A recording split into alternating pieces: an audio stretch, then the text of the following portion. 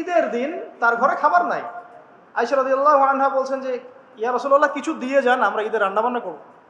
নবীজি কিছু দিতে পারলেন না। সুবহানাল্লাহ, সাল্লাল্লাহু আলাইহি ওয়াসাল্লাম। তিনি চলে গেলেন ঈদের নামাজ পড়াতে। ঈদের নামাজ পড়িয়ে বাসায় এসে দেখলেন রান্নাবান্না হচ্ছে, মাশাআল্লাহ, সবার ঘরে রান্না হচ্ছে। তো তিনি জিজ্ঞাসা করলেন, খাবার কোত্থেকে আসলো? তখন তার স্ত্রীরা বললেন, আম্মা জান যারা ছিলেন রাদিয়াল্লাহু আনহা, আয়েশা রাদিয়াল্লাহু আনহা সম্ভবত বলেছেন যে, আপনি যখন চলে গিয়েছেন তখন উসমান বিন আফফান রাদিয়াল্লাহু আনহু তিনি প্রত্যেক স্ত্রীর ঘরে একটা করে উট পাঠিয়েছে।